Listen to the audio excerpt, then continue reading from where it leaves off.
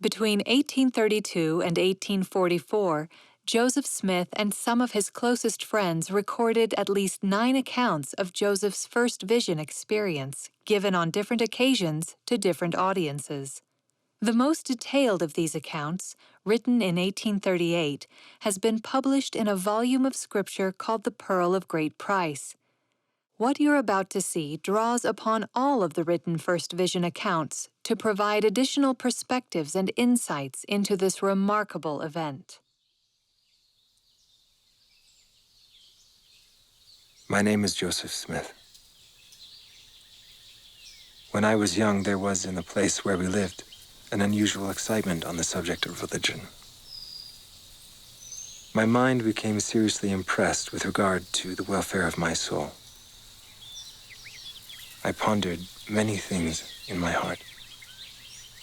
I felt to mourn for my own sins and the sins of the world, but upon inquiring about the plan of salvation, I found that there was a great clash in religious sentiment. This was grief to my soul. I knew not who was right or who was wrong, and I considered it of the first importance that I should be right in matters that involved eternal consequences. I wanted to get religion, too. I wanted to feel and shout like the rest, but could feel nothing. I was one day reading the Epistle of James. If any of you lack wisdom, let him ask of God, and it shall be given him. It seemed to enter with great force into every feeling of my heart. After I retired into the place where I had previously designed to go, having looked around me and finding myself alone, I kneeled down and began to offer up the desires of my heart to God. I cried unto the Lord for mercy, for there was none else to whom I could go to obtain mercy.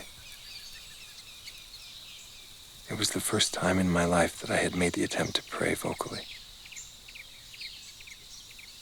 Oh, God.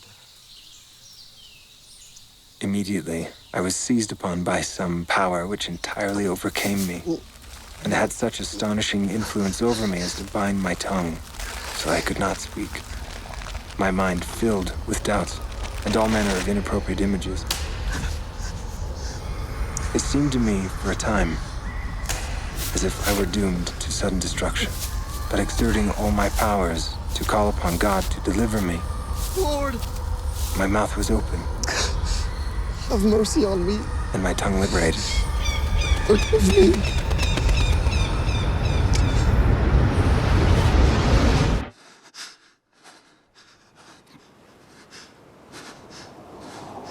Joseph? Joseph. This is my beloved son. Hear him.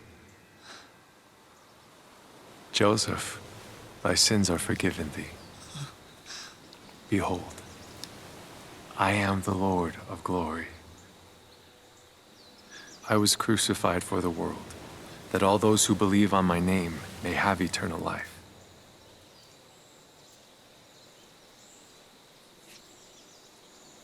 The world lieth in sin.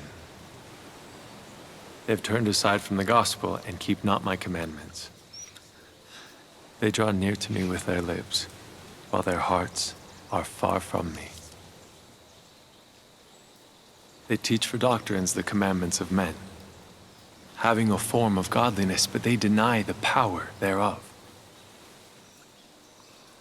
Go not after them. Wait patiently.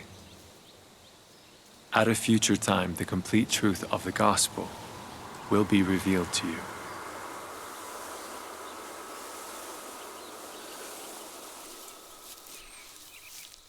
When the light had departed, I had no strength.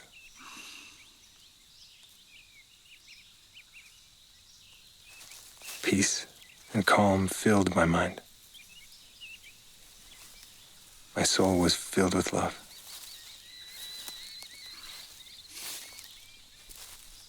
For many days I could rejoice with great joy in the Lord who was with me. I had received a promise that the fullness of the gospel should at some future time be made known unto me. And I had actually seen a light. And in the midst of that light, I saw two personages. And they did, in reality, speak to me. I knew it, and I knew God knew it. And I could not deny it.